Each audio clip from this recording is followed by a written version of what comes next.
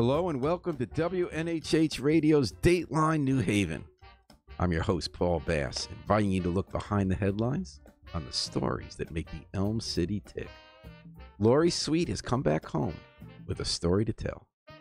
She has just returned from Tornillo, is that how you say it? Tornillo, Texas, where 2,324 teen boys and girls, at last count, are living in a migrant tent city guarded by the U.S. government as they seek to have a home here. She's here in the WNHH studio to tell us about it. Welcome back, Lori. It's great to get back. And we'll touch back later about why you've been here before. Yeah, thank you. Thanks for having me. But Lori, tell us, what brought you to Tornillo? And what is Tornillo? Yeah, so I have been volunteering with an organization called Immigrant Families Together since August. Our main efforts are reuniting families, paying out bonds, getting children out of detention centers, moving people through detention centers.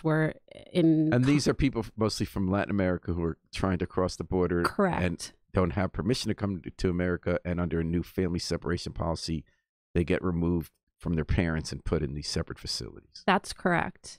So that work for me began in August, and when the head of IFT, as we call it, Immigrant Families Together, notified me of an opportunity to go to Tornillo, I couldn't say no. I paid my own way to go, and I needed to witness for myself what the process looked like.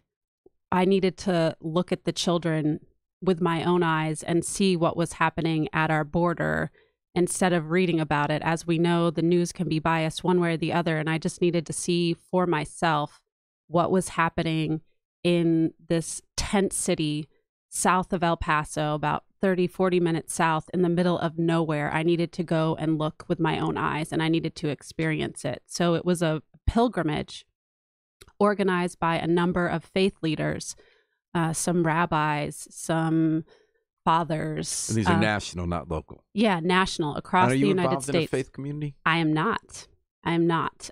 But Faith in Action was the group that helped us organize and helped us with press releases and just giving us all the relevant information that we needed. So you decided this has been a journey for you even before you went there. It's part of a broader journey into activism. Absolutely. Do you have a history of this? Have you been involved in political campaigns, social justice movements? Yeah, I would say, I have young children. They're 5 and 8 now. So it's been a little bit difficult for me to be as involved as I would like to be.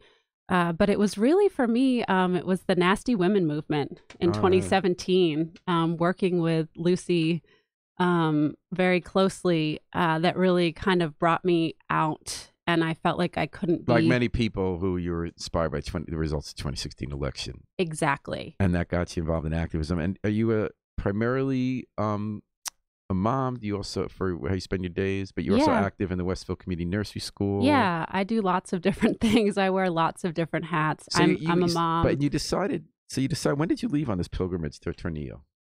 We left on November 14th. When did you get back? I got back the 16th, but... You went 3 days. Yeah, some folks did pilgrimage from their home states of Michigan, Seattle, Massachusetts. So there was a caravan. That wasn't feasible for me for a number of reasons, but I flew down to be part of the pilgrimage and the witness. So what did you see? So, Lori, you said you went down there to see with your own eyes what you've been reading about. Correct. About the children who are separated from their parents who are coming here for a better life. What did you see? So our first stop was in El Paso at the United States-Mexico border. There is an international bridge there. Some folks, I didn't have my passport, and I promised my mother that I would not get arrested that day, so I actually didn't participate in this part. I watched. So the first step was to be at the border. You pay 50 cents to cross into Mexico.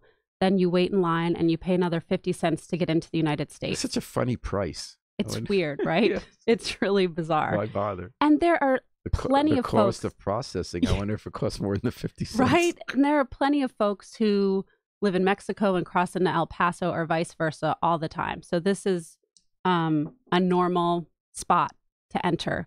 However, it's not so easy to enter now if you don't have papers, if you're, quote unquote illegal.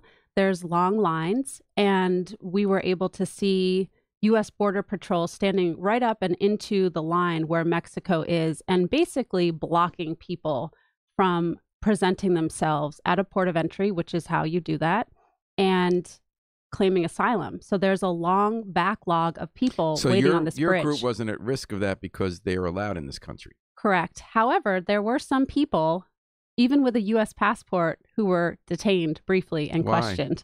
I'm not sure. I wonder if they wondered why they were, quickly Israel in and out. does that. They question people come in, and they're actually sophisticated at it when they see people who look like they might be here to create a threat. Lately, they've gotten in trouble because it's turned out illogical. People get in a list from this right-wing group about whether they don't have a view that the right-wing government agrees with. But over time, they've saved a lot of lives by checking. And when you go to Israel, you can't joke around, and they're looking for stuff you won't notice that they're not specifically asking about that have signs of someone who's going to hurt people. Yes. Is that the situation down there, or is this more intimidation to keep people from coming to the country? I think it's intimidation. I think having witnessed or been helping people who have been a part of the entire process from crossing all the way to rehousing here, it's all about intimidation and deterring them.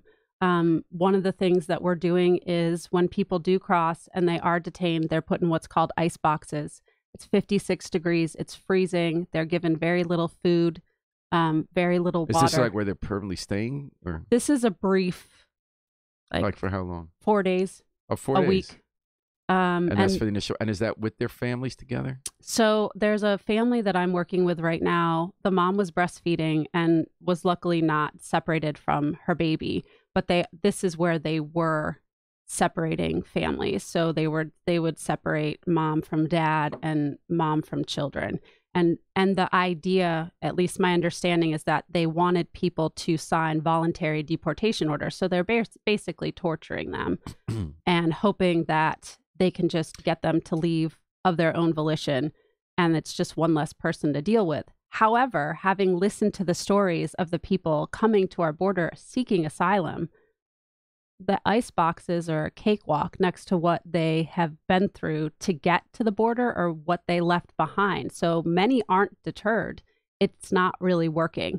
I feel like we're needlessly torturing people because they're going to persevere. They already have gone through. Did you see the icebox interview? I did not see the icebox interview, but the family I'm helping described what it was like for them in the icebox and the baby. It's their boxes. And did you meet the family while you were there? No, this family is local that I'm helping, but they went through the same process. Okay, so that happened before. Mm-hmm, so I want to get back in this interview to talk about the family you're helping. Yeah. But first, I want to remind people that they're listening to Dateline New Haven. And Lori Sweet, a local woman who decided she just needed to see for herself what was happening at our border with Mexico and with families trying to get in. And she just come back from what she describes as a pilgrimage with a group called Immigrant Families Together. And she's telling that on Dateline New Haven and WNHH, your home for community radio at 103.5 FM, live streamed, newhavenindependent.org. So, Lori, you went down there day one. You watched your colleagues' experience going both ways on the border. What else happened on day one? So that was day one in the morning. I did not cross. I stayed, and my mom was happy about that, although there was a little bit of trouble later in the afternoon. I'll get to that. So our next stop after we all assembled was to get on a bus together. There were 120 of us all together from all different faiths, all different regions in the United States. Some local folks joined us as well from El Paso, and we got on the bus and we made the journey to Tornillo. There's a man. Where was this border crossing? You said the first one was the El Paso Bridge. Right. Okay, Tornillo, I mean, you could walk into Tornillo and cross into Mexico, which is what we were told we were allowed to do. But if we wanted to go up... Wait a second, what does that mean? You're allowed to be in an American city, Tornillo town, walk into Mexico? I thought we only if you want to walk to Mexico is what we were told. Oh, but not back. Right. And if you wanted to gain access to the children or even just to the front desk of, I don't even know if there's a front desk, but like to access the people in charge of these tents, we were denied access. We were told we needed to put something in writing. And I wish I had known that because I would have attempted to do that. So we knew, there's a man named Josh Rubin who is living in an RV. His Facebook is Witness: Tornillo. and he's been living and watching. And he said that he hasn't been able to gain access, and he said it was unlikely that anybody else would. And of course, we were denied access. We were told by, and I'm not sure if he was Border Patrol or I'm not sure. We'll call him Officer Turk. There's a live stream of this on my Facebook page, that we could go up along the fence and see in. And he said that people have been able to do that. That seemed like a safe option if we really were determined to see in the Tornillo camps for ourselves. So many of my colleagues and fellow pilgrimage participants got back on the bus and went off to do acts of service. And myself and a small group decided with Josh that we would go and see for ourselves. So we walked one length of the tents. And so there's a tent city. There's a tent city. Is there, what's the gate? Is it a fence? Is it wire? It's all fenced with barbed wire. There's big mounds of earth and officers on top of the mounds of earth. So we started walking, and they have recently, in the last 2 weeks, added this black plastic covering so that you can't see in and the children can't see out. So we walked the entire length of one of the walls, one of the fences, and then we took a right and we kept walking. At this point, we knew we were on someone else's property. It was a cotton farmer, and we walked until we could see in. So until the black tarp stopped, and there were guards, and we were finally able to make eye contact with some of the 13 to 17-year-old. We mostly saw boys, though there are girls in there as well, walking single file between the tents. The other thing that was really alarming to me is that as we turned and we were again trying to make eye contact with the children in the tents, there was a loudspeaker that got louder and louder and louder and louder in Spanish, so that as we were yelling, "You are not alone," in Spanish, they couldn't hear us at all. Was it deliberately because of that? Did they see what you were doing? I think it was deliberate. I don't know. Mm-hmm. So we walked until we could lay eyes on the children. I had a sign that said "Free our families" or "Families belong together," something of that sort. And we chanted until the owner of the property came out and told us that we were trespassing on private property and wanted to know why we cared so much about these children, and told us that we needed to get off the property or he was going to call the sheriff. So we said, call the sheriff.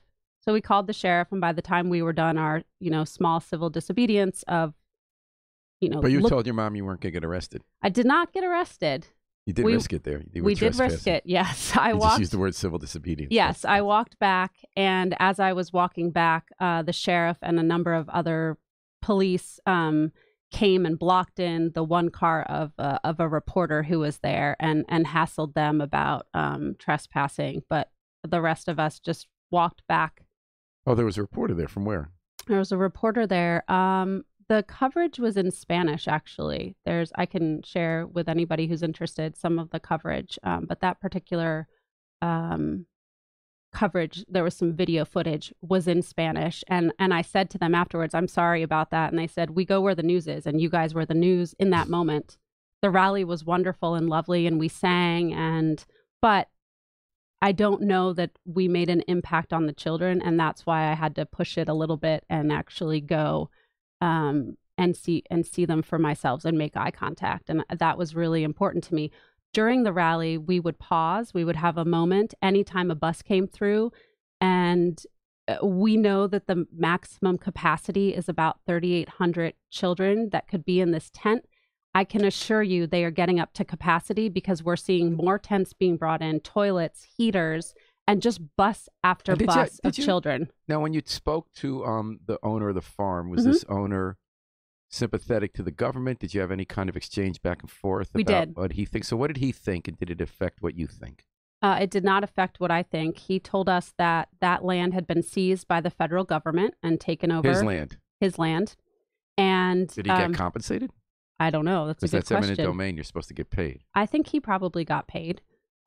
He told us that he didn't understand why we cared so much about those children. He didn't care about those children. And I said, well, they're kids with families, waiting for them. Aunts, uncles, moms, dads. Many of them they crossed unaccompanied. Well, some of them were separated and some of them crossed with relatives, and they're trying to be rejoined with their family members.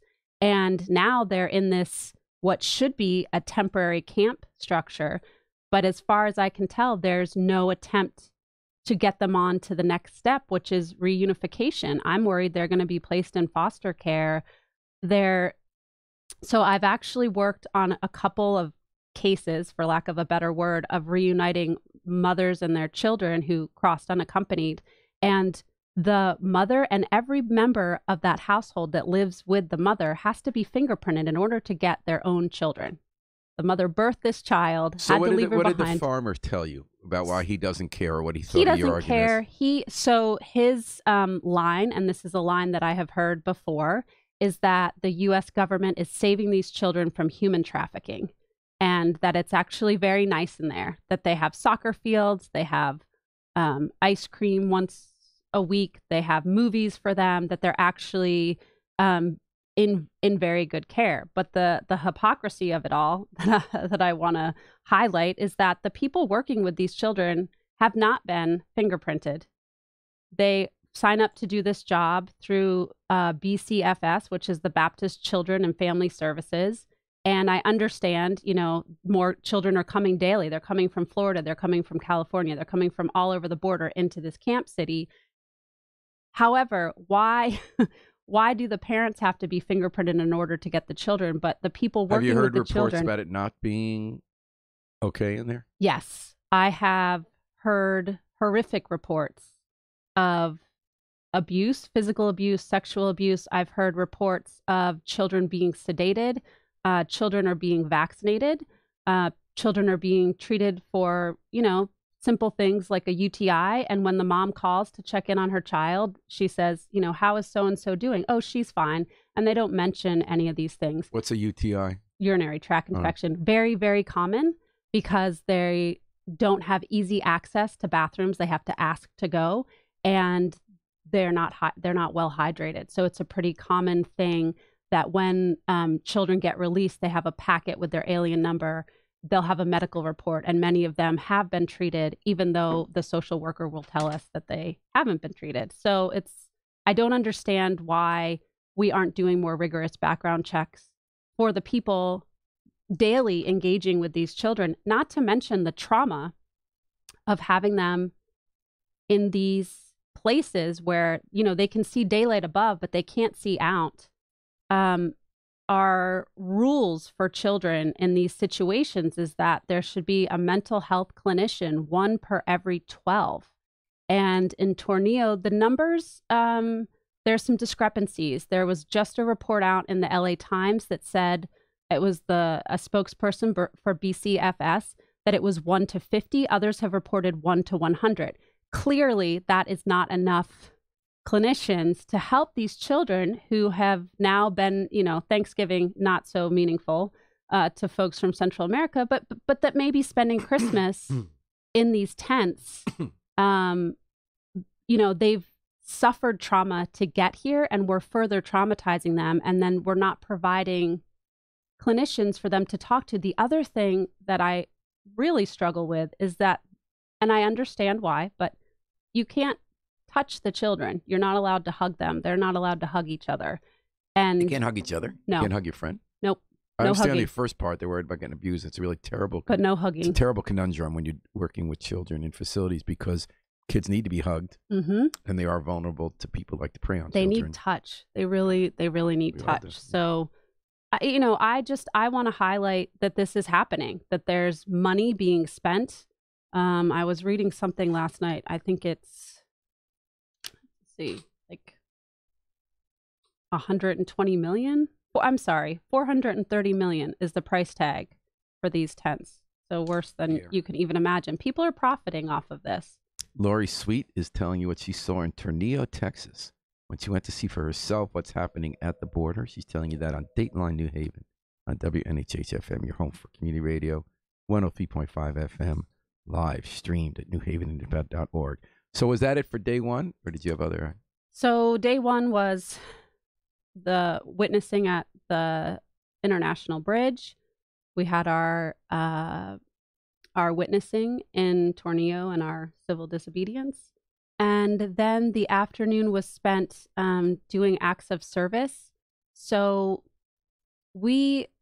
the goal was to see the whole process. Obviously, I would never say that I'm acting in the footsteps of immigrants, because we did fast for the day, but they're fasting for many, many days, not by choice. But the idea was to see the process from start to finish. So to start where they might cross, or in many cases, the ports are closing in San Diego. So say you did cross, the next step would be a detention center. We couldn't gain access to one of those, but we have people who have been released from detention centers. We have a pretty good idea of what their experience is like there. And then ICE is dumping them in the street. Immigration and Customs Yeah, Enforcement. dumping them in the streets of El Paso. They have started working with a wonderful organization called the Annunciation House, where I sent donations and money. The shelter itself there, we did visit. We had a little tour.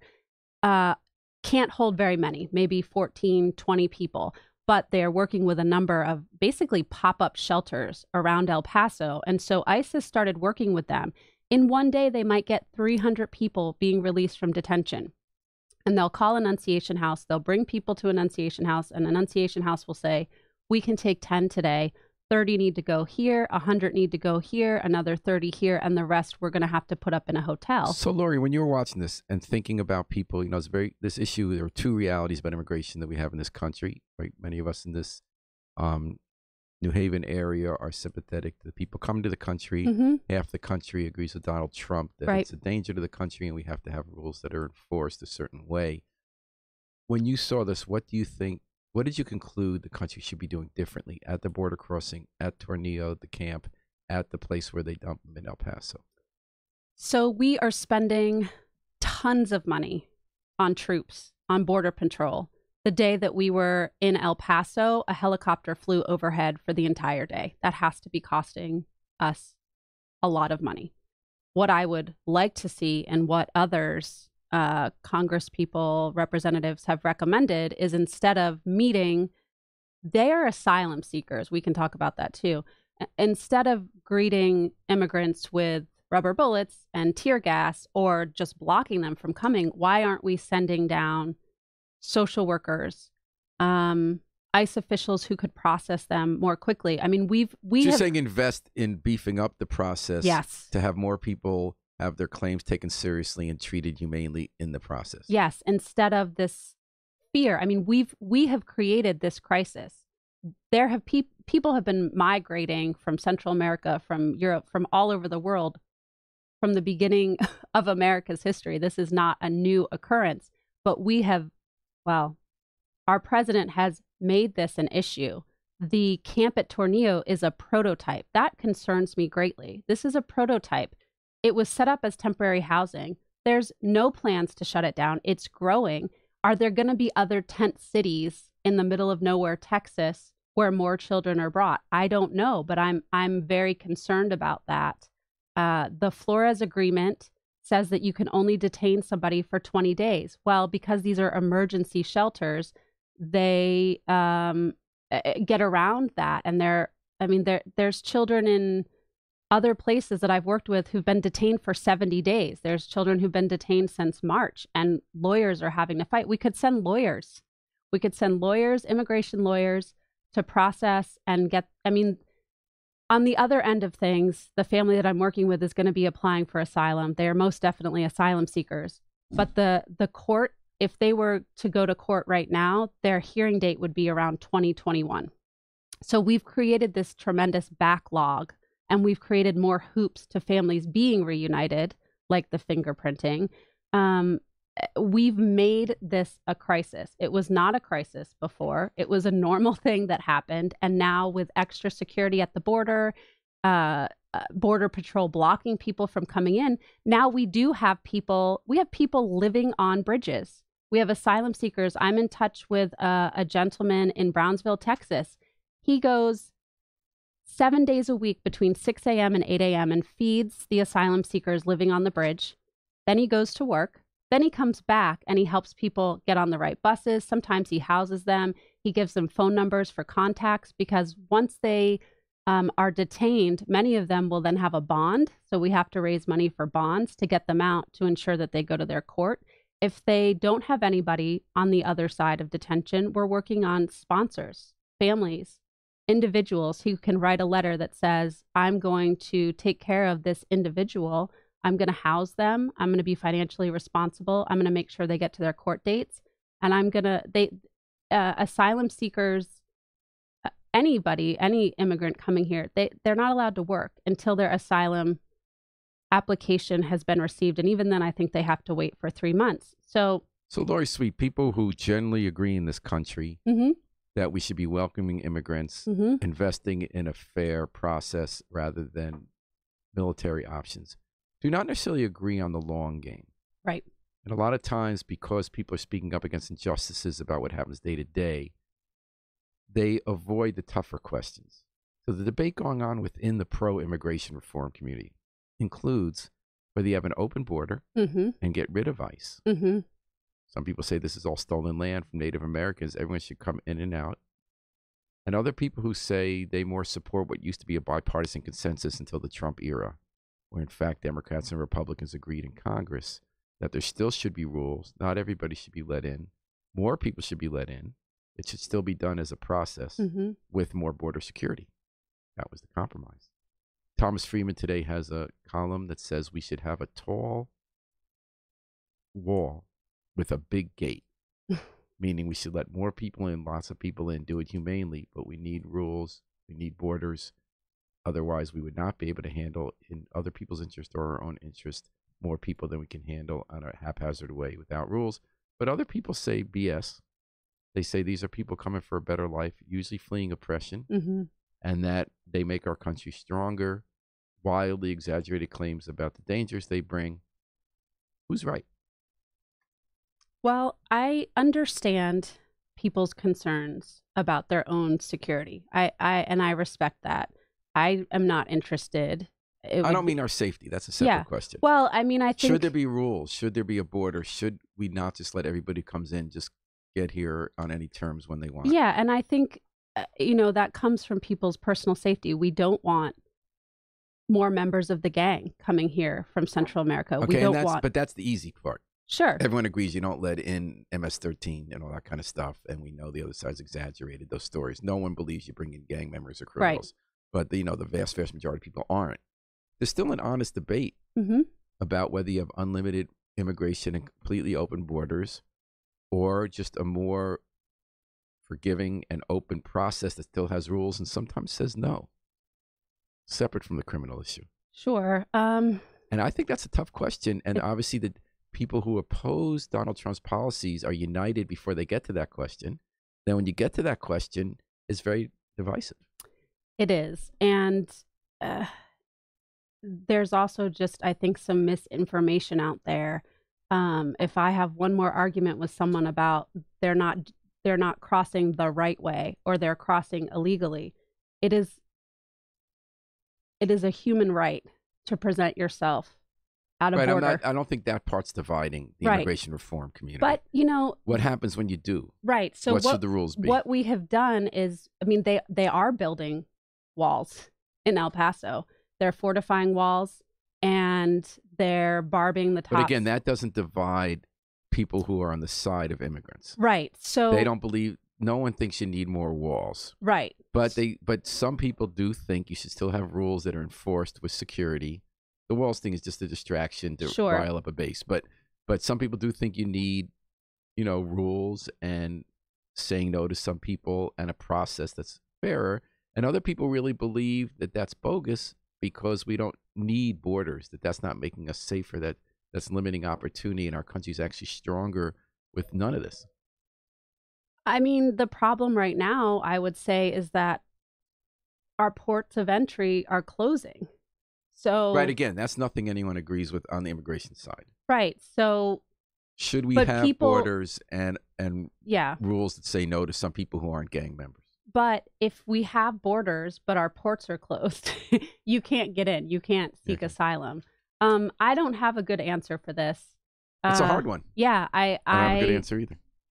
I would like to see more money being spent to move people through, and the tremendous backlog is a real problem. And the media is casting San Diego as these were violent, they'll probably call them illegals, but that was an exaggeration. Yeah, violent asylum seekers throwing rocks. Well, they were tear gassed because they were exhausted waiting outside of the border. So all I can tell you Right, again, I wasn't questioning you on the merits of what the U.S. is doing.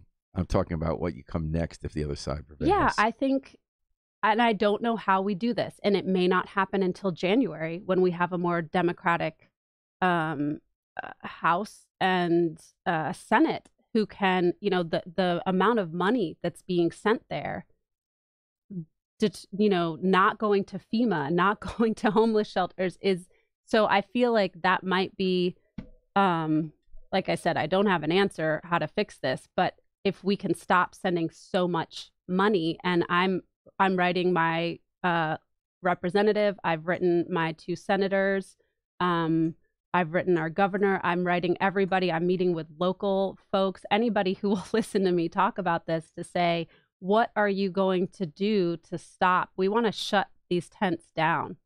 But you're right, even just for the tents, we need a longer game plan, because then what happens? We shut it down and we have 4,000 children. What do we do? Mm-hmm. So we're going to need, if we can get it shut down, we are going to need reinforcements. I have worked with folks, asylum seekers, since August. I think it's important, if you have maybe a negative opinion, to maybe sit down with them and listen to their story and listen to why they came here. There's, again, lots of misinformation that they're just here to steal our jobs. They're here to, get free handouts. They're not eligible in for New any Haven, of that. we've seen how our community got stronger because we welcome immigrants. And as a grandson of a Jewish man who fled pogroms in Russia, Poland, obviously see from a different perspective, and whose father was alive during the Holocaust when our country turned back boats of people who hadn't gone through the front door. But Harry Jost, who's on the Trump side of this, says we are the United States of America. We have a nation of laws. We have an immigration system that allows over 1 million legal aliens. If we had a wall on that southern border, they wouldn't be able to throw rocks at our border agents. Have a big wall with door for legal entry. Homeland Security funding has nothing to do with homelessness in America. It doesn't dictate FEMA helping you. And you're saying there was a limited amount of money either way, and we can focus where we focus. Yeah, I mean, the reason they're throwing rocks is because they just closed the port and they're desperate and they've been waiting there for weeks. They're hungry.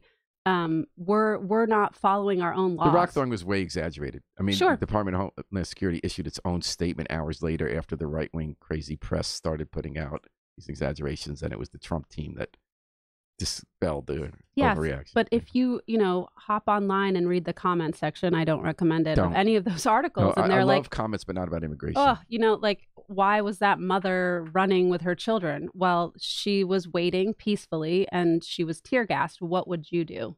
I just the criticism is hard for me. I don't. No, it's cruel. It's it's absolutely cruel. And I consider myself a Christian.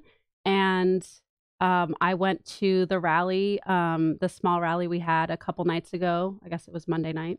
And I held up a sign with a picture of that mom and those 2 children. And I said, what would Jesus do? This isn't, I haven't figured out how to bring the right over. I don't know. If I knew, I could be, running for office or doing something much more powerful. Now, you are Lori Sweet, appearing on Dateline New Haven, WNHH 103.5 FM, live at newhaven.org, talking about your visit. You just got back to your pilgrimage to Neo, Texas, looking at the tent city for migrant teens. So, Lori Sweet, what are you doing now? You went to the rally Monday in downtown New Haven. Mm-hmm. You mentioned something about working with a family. Tell me about that.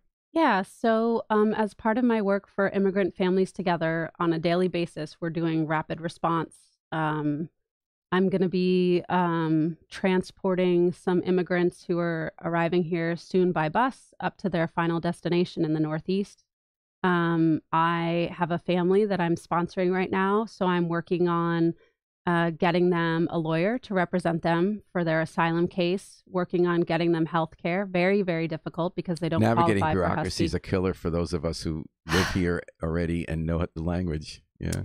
It's very tough. And I've been pretty saddened with some of our experiences with some care providers who work in this field and haven't treated me very well. And I just say to them, you're not speaking very nicely to me about making an appointment. And I'm not even the mom who has scars on her body from, gang violence. How are you going to treat her when she's in your facility? So you're in this for the long haul, Lori. Oh yeah, I'm not going. So what keeps you motivated? I'm not to going do this? anywhere. I mean, before Nasty Women emerged in 2017, you were now someone who spent your days. You did care about your community a lot. You were helping organize the Westville Community Nursing School, great institution in Westville. You care. You're raising 2 children. Yep. Why are you now signed up in the long haul to push for immigration reform and day-to-day help families stay in America? Yeah. So for the last 7 years, I worked as a birth doula. And really? I loved that job. That's a really interesting field. It was pretty crazy. So and you helped keep women alive. Yeah, I helped moms have babies, and this particular family that I'm working with, there's a baby, so he's near and dear to my heart, and I think this is an extension of that work. It can be hard to be a birth doula in a medical setting, which is usually where I am. People are always surprised when things go smoothly and I'm helping the mom out. They're like, "Oh, wow, that was great." I'm like, "That's my job. That's what I'm here to do." So, but this rapid response part of Immigrant Families Together is something I'm very comfortable with. Having to react quickly, having to book a flight for someone whose change of address form was rejected by the Texas court, even though it's the form they gave him and he's residing in New York. So it's midnight and I'm booking him a flight to fly the next day to Brownsville, Texas, to appear at a master calendar hearing. Right up my alley. Very, last minute, quick response, and also kind of behind the scenes. Those are the pieces of this particular work that I really like. And I can see the change that we're making in these families' lives. The mom I'm helping is heading to therapy for the second time. Where is she from? By herself, Honduras. And she and her children? Is she with her husband too? Yeah, and her baby. And it took us a month to get those appointments. It took a lot of perseverance. And they're here fighting deportation. They do not have a deportation order. They are here seeking asylum. Seeking asylum, correct. And that's going to be a long road for them. Any final websites you want people to check about how to get involved? Sure. So Witness:tornillo is a great group if you're interested in seeing for yourself what is happening in the tent city. The Annunciation House is a wonderful organization. You can just search Annunciation House El Paso. If you want to give to the organization that I'm working with, it's immigrantfamiliestogether.com. And that's the group that's doing that rapid response thing. So we're, delivering groceries, reuniting moms and children, doing a lot of driving. I do a lot of driving. I'm okay with that. I really like my car. So Immigrant Families Together is another wonderful organization. And the group organizing our trip was Faith in Action. So if you want to check them out, they're awesome too. Well, thanks so much, Lori Sweet. Thank you. For coming in. It's always nice to have you here. Yeah, the thank you. WNHH studio. And thanks for listening, folks. We're going to take it out with the Afro-Semitic Experience, performing I Wish I Knew How It Would Feel to Be Free. It's from the group CD, A Plea for Peace. Now, we know what it's like to be free. We just got to remember to book our flight. Fly free with us all day and night here at WNHH, New Haven's home for community radio.